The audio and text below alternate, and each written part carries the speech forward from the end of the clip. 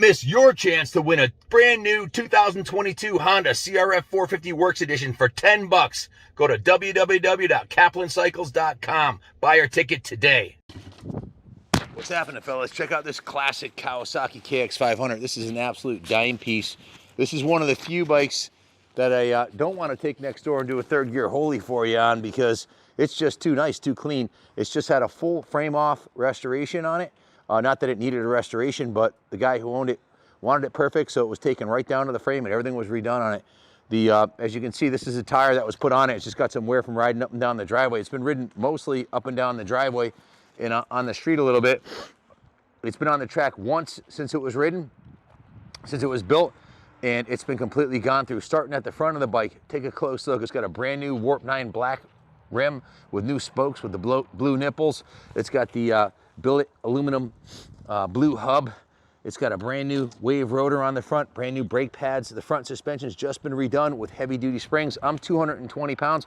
This thing's perfect for me. It's been set up for a heavier rider, 200 to 220 pounds. So the springs, the seals, the oils, all brand new in the forks. The front end looks a little bit modern, more modern, because this is a modern KX front fender and number plate for the KX500 with the fork protectors. The forks are in mint shape. You can see this is a bike that wasn't raced. If you race a 500, you're getting roosted by 500s unless you're Jeff Ward and you win every moto. They're normally all scarred up. These are in pristine shape. And you can see the fork lowers are real nice, as are the frame lowers. We'll check those out in a minute. The running gear is all brand new on it. Brand new Renthal twin wall bars, brand new clutch cable, throttle cable, Pro Grip 801 grips, new Renthal crossbar pad, and it's got the ASV billet aluminum adjustable quick adjust lever and perch unbreakable.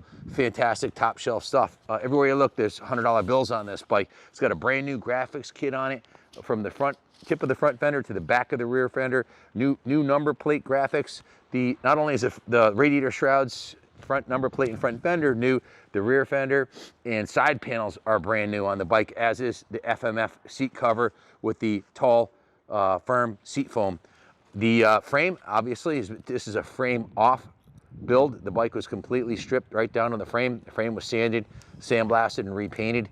You can see we'll get to the engine in a minute, to the heart of the beast in a minute, but some of the running gear on it, like the brand new pegs, the billet unbreakable brake lever, the blue radiator hoses. Look closely, you'll also see it has a custom set of hand-welded aluminum radiators. These are super nice upgrade from the stock radiators, unpainted stock aluminum radiators with new radiator protectors, along with a new radiator cap, all new hoses. The pipe is an FMF gnarly gold series, which is like chrome, and if you look closely, you'll see at the front here, I don't see a single ding anywhere on the front of this pipe, indicating it's had one ride since the build was done. New pipe springs right to the tip of the silencer. It's a brand new FMF Power Core 1. It looks almost like the original style pipe. It's nice and long and quiet, and this thing runs and looks like a brand new bike. The swing arm was 2 hours of polishing with a wheel on the swing arm. The swing arm's polished to a brilliant chrome shine. A new Warp 9 rear wheel with a blue hub. Brand new brakes, brake pads. The caliper's been vapor blasted. Everything looks brand new on the brake system. As you can see, if you zoom in closely, you'll see that chain shines like brand new. Well, it is a brand new gold chain, along with a black sprocket, the new hub. Basically everything on the back here is brand new. And the only thing that's original is the swing arm, and that's been polished to a brilliant shine. It has a nice Renthal graphic on the side.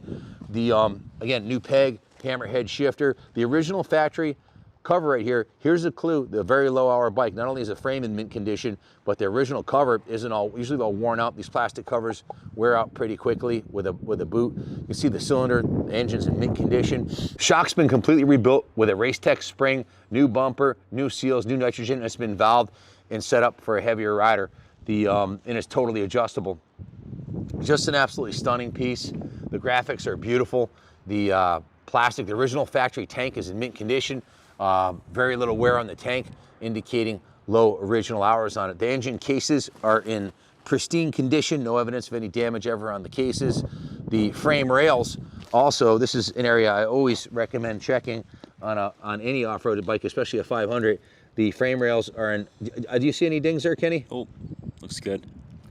I don't feel, my fingers usually can feel things your eyes can't see, and I don't feel any dings on that side of the frame, which is definitely, what do you call dent-free frame rails, Kenny? These are the Cali rails, man. Cali rails, man. This has got Cali rails on it. So this side of the motor, beautiful original engine cases. Another area where this is an embossed factory logo that sticks out a little bit. If it had a lot of hours on it, that'd be worn off. So the original engine cases, the original kickers in mint shape, all the indicators that this is a very low hour original that was taken down to the frame and completely redone with modern plastics and graphics and tires and suspension, and everything's done. So if you're in the market for a 500 and you're a Kawasaki guy, the Kawasaki KX500 undeniably has won more off-road races than any other big bore two-stroke ever made. Not as many as motocross. The Honda CR has dominated the motocross scene, but for off-road racing, they were untouchable in the Baja 1000 and a lot the Score off-road races. Certainly, this bike dominated for decades up until recently, and they're still capable of winning. This bike's capable of winning at any level, exactly the way it's set up right now. Roll it to the line at your local pro motocross races. Hey, stay tuned, guys. I got a special Kawasaki feature coming for you guys. Keith Johnson, the current AMA national champion in the 50+ class. Loretta Lynn's pro national 50cc 50-year-old champion on the KX500. He will be demoing what these bikes are capable. He has his own KX500 that he's going to be riding at the WIC this Wednesday. So stay tuned. I have a special Keith Johnson feature coming up. This is a bike that he could get on and compete at the local pro level and certainly destroy the 50+ class on this. So if you're a vintage racer, this bike will dominate in the vintage scene. If you're looking for something to ride against the new 4-strokes, this will compete. If you're a vet rider and you're looking for a forever bike, or you're a young guy like Junior and you want a classic steel frame big bore 500, well, you can buy one for $3 to $5 grand, because that's what they go for, needing a total restoration, and spend the next 6 months stripping it down to the frame and ordering parts and rebuilding the motor and everything. Or you can plunk down, write a check, and this one's done. Junior, you were a KX500 guy. You were riding these for a summer before you switched over to the CR for moto. What are your thoughts about this bike? Yeah, some things out of the box that just feel better than the CR. The KYB forks, tremendous. Just the chassis feels great. Great steel chassis from Kawasaki, and just dominated desert racing for decades, really. And still today, these are competitive in off-road events. A few things like the power valve. The power curve is more flat than on a CR. Super controllable, but it's not like it's a dog. It has peak power just like a CR 500, and actually some of the fastest big bore two-strokes that we've had on the dyno or KX 500s. Can't say enough good about it. I would say if you're coming from modern bikes to race an older machine, the KX has a little bit, it feels more controllable than the CR. And you can't beat the suspension out of the box. It's really expensive to do a front end conversion, especially on the earlier bikes where you're modifying stems and stuff like that. This is a killer set of forks. This is a killer shock. Wheelbase feels right. Remember jumping on a bone stock 92 and just absolutely railing berms at Southwick. Love it. Absolutely love it. KX is killer. Got a lot of time on these. No complaints. Some of the other components to focus on, zooming on the shock body, there's zero wear on this shock body. Usually from a boot rubbing against it, they're all beat up or whatever. Looks like it just came out of the box brand new, as does the master cylinder protector. And if you zoom in on this side here, check it out. Everywhere you look, there's a $100 bill on this bike. Like I said, brand new. Look at this polished aluminum chain guide with the brand new. Everything's brand new. All the hardware, a lot of the hardware is new on the bike. The chain slider is new. The chain rollers are new. The drain hoses are new.